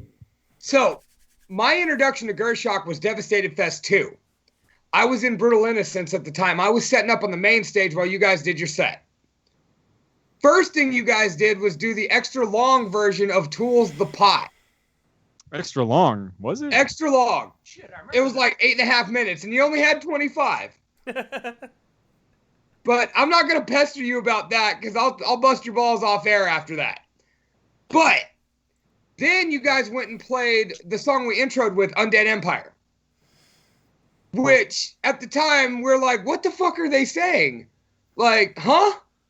And over time, you guys have let me know it was Zola, Zola, Zola Shugada. I think I see where this is going. Yes. Now, my first instinct was, did they just say Zoloft and Activia? I knew it. Zoloft, Zoloft, Zoloft, Pepto-Bismol.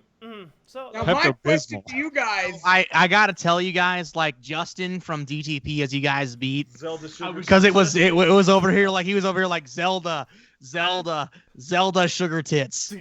that was my Justin question. thought that our band name was what was it? That guy from fucking the Smurfs? Gargamel?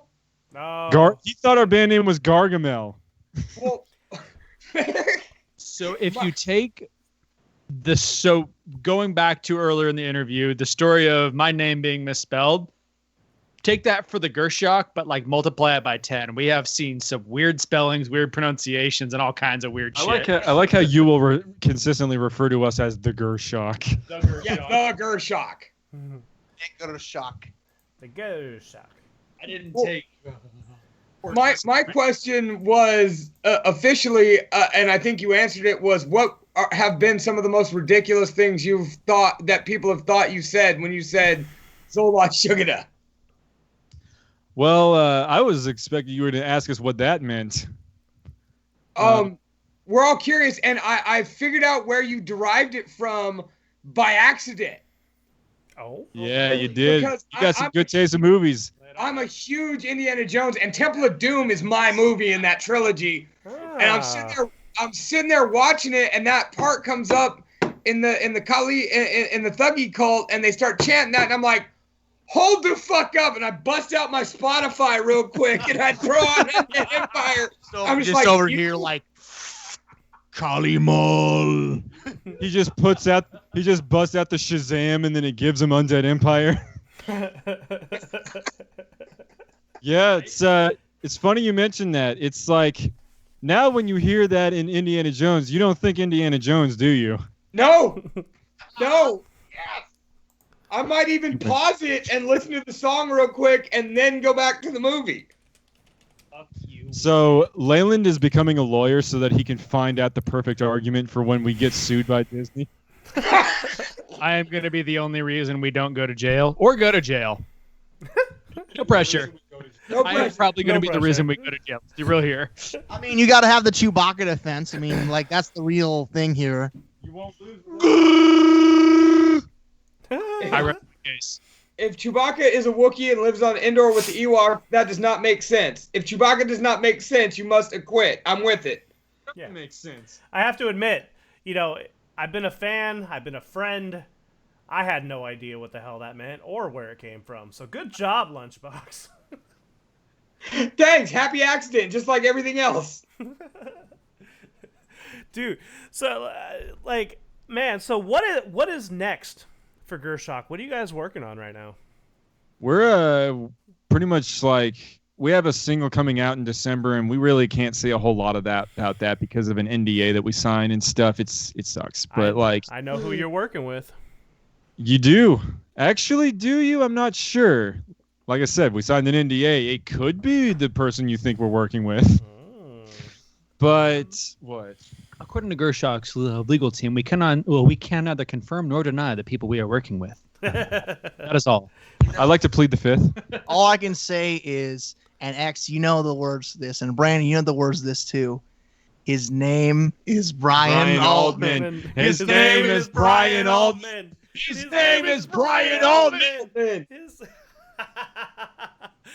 So what we're referring to, Lunchbox, is X and Scotty and Johnny Hell of a Name actually showed up to the Suburban Paranoia vocal sessions to do gang vocals.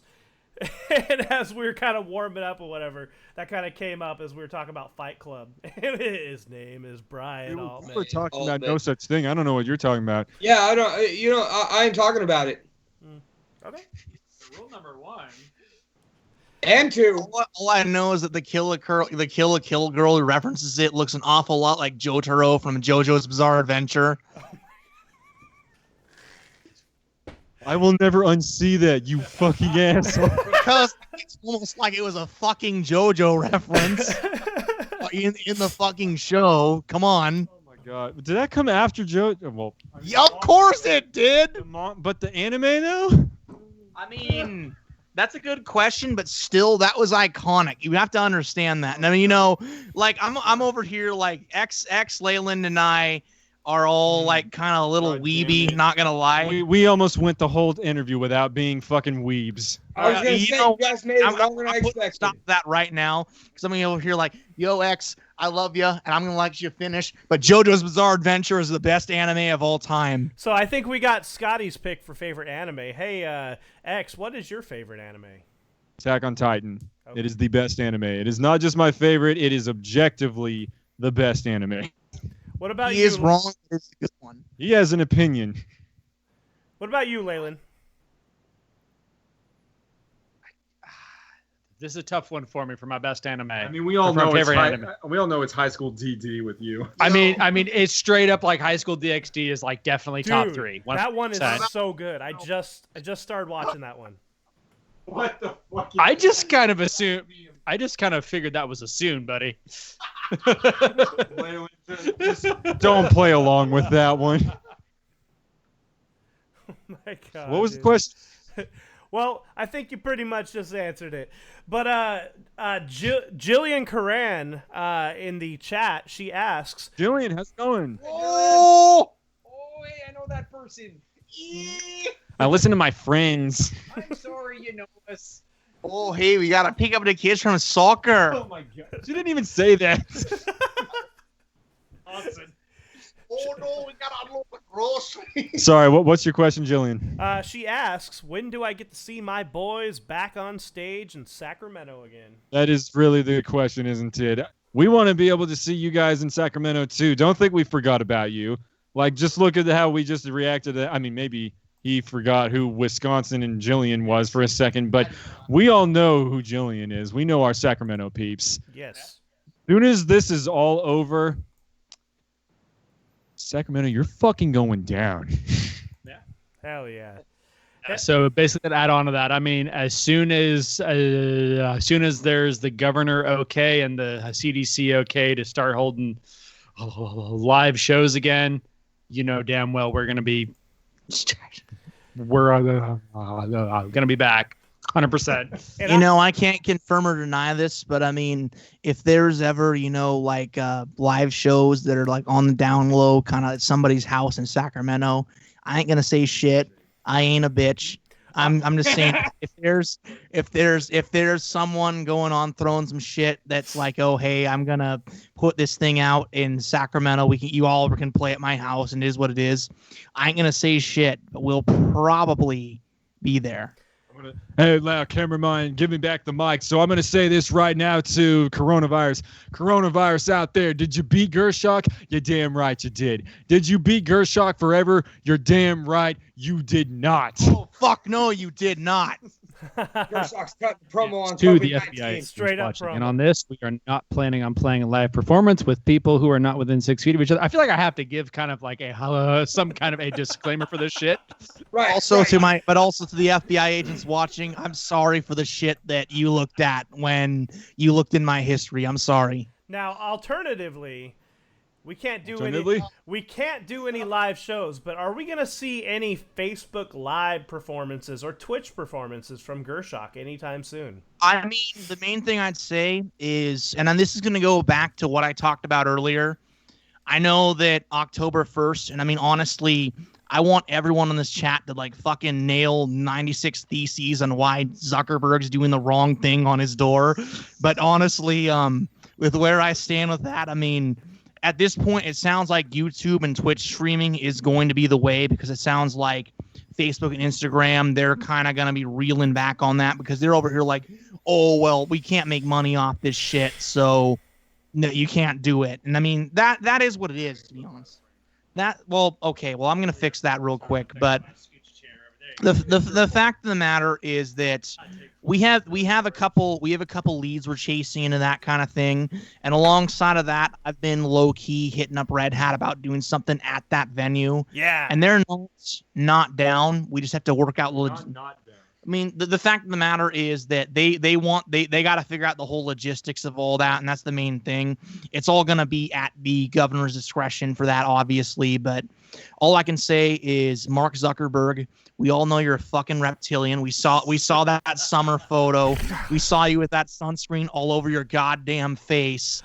And honestly, the only thing I'm going to say about that is, when I find you, I will be wearing the They Live glasses, and I'm going to show up to you and like, I came to kick ass and chew bubblegum.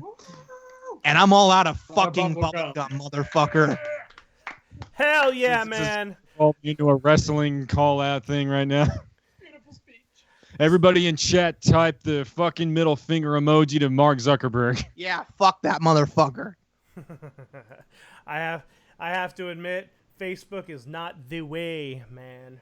It is not the way. That's a callback. As we stream live on Facebook. Though, with these restrictions, with these things they're going to roll out on October 1st, they most certainly are not. And that's the main thing I can really say about that, is it's really fucked, man. You know, it really is. And with that being said, ladies and gentlemen, Gurschach, where can they find you on the interwebs? Well, hey, man, you can find us on www.crackmoneyrecords.com and also Gurschach.com. Okay, back to Layla.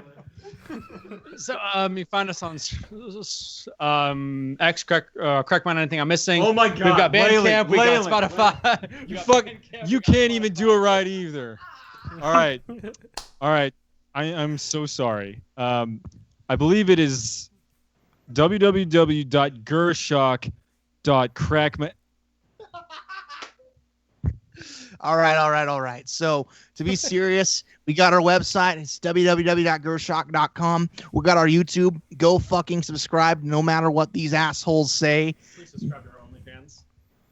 I guess Leyland has an OnlyFans. I mean, that's up to him, but that is what it is. You too? Me too. Look at this beard. You know, you can't not for this beard. So, I don't personally have one, but my beard made one night at like 2 a.m. It was really weird, so I just kind of roll with it. Leyland sells his beard water on OnlyFans. Honestly, that's the best thing you can get on OnlyFans.com. It really is. Outside of that, I mean, like, that's a website that turned Ives Dubs into a cuck. So I mean, that's something that, you know, that's the whole thing I can say about that. But outside of that, we got our Spotify, we got our YouTube, we got our Facebook, albeit I don't know for how much longer. Fuck you, Zuckerberg. We got Insta, we got Twitter, and alongside of that, the most important thing I'd say is buy our shirts. Oh, It always has to come back to buy our shirts. Which one? YouTube. Oh yeah, that's right. Before this whole thing's over, and I just got to say this right here. I'm gonna get nice and close, that way you all can see me.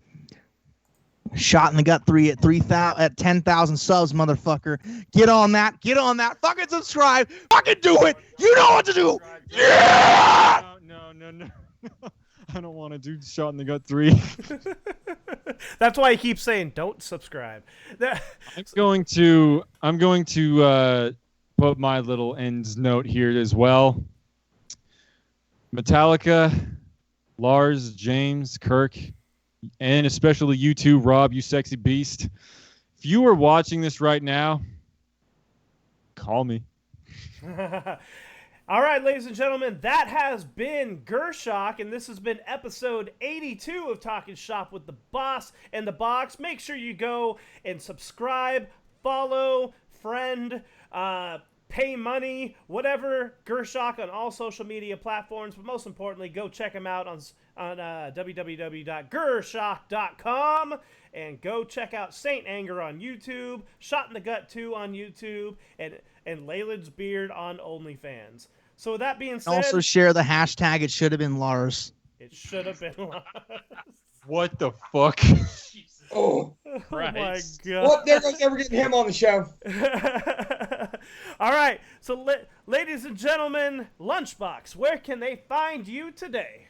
You can find me at the Almighty Lunchbox on Instagram. You can find this show at Talking Shop with the Boss in the Box on Facebook. Don't forget to join the Talking Shop with the Boss in the Box live discussion group on Facebook, where we shit post all day long. You can also find us on Talking Shop with the Boss in the Box on Instagram, Talking_Shop on Twitter, and make sure you subscribe to the Talking Shop with the Boss and the Box YouTube page, where we post The Boss Reacts, bedtime beer reviews, every single episode, including this one with Gurschach, and Monday Morning Motivations. Brandon, where can they find you? You can find me on Instagram at @TheRealBrandonBlacker. You can find my band Suburban Paranoia on all social media platforms. I was in that Spotify. band. He was. And matter of fact, he is the one who actually plays drums on the said recordings on Spotify. You could also find me on OnlyFans. I'm there. For real, not for You can play. also find Brandon in my bathtub every Friday the 13th, where I like to bleed him dry. All right, so what he's talking about, a little inside joke here. So we're going to share that one. little inside joke here before we go. So if I remember correctly, I remember a certain producer or recorder guy. I'm not going to say his name. He doesn't deserve that. He reached... I don't remember his name. It was like Josh something. He reached Not out... Josh Wallen. He's cool. No, Wallen's fine. He reached out to... Love that guy. He reached out to me, and he was like, hey, man, I noticed that Suburban Paranoia was... playing a bunch of shows with Gurschach, and I just wanted to kind of warn you that these Gurschach guys are just kind of riding your coattails. Like they're just kind of they're siphoning all of your energy. They're sucking you dry. You need to distance yourself from them immediately. And I was like, He's damn right. and I was like, sure, dude. All right, whatever. Thanks, man. And that was it. And immediately I turned right back around. I'm like, hey, man, do you guys know this guy? Because he's saying I suck you dry. Like, what's going on? I legit didn't even know who the hell that guy was. But it became like, sure. I mean, I guess if he said so. It must be real. It's on the internet. This is news to me. Yeah. So, a little bit of controversy there. But that is that. You are Gurschach. We are Talking Shop with the Boss in the Box. And this has been episode 82. And make sure you come back next week where Lunchbox and I will be commentating a live pro wrestling simulation. So come check it out next week to see what the hell we're talking about.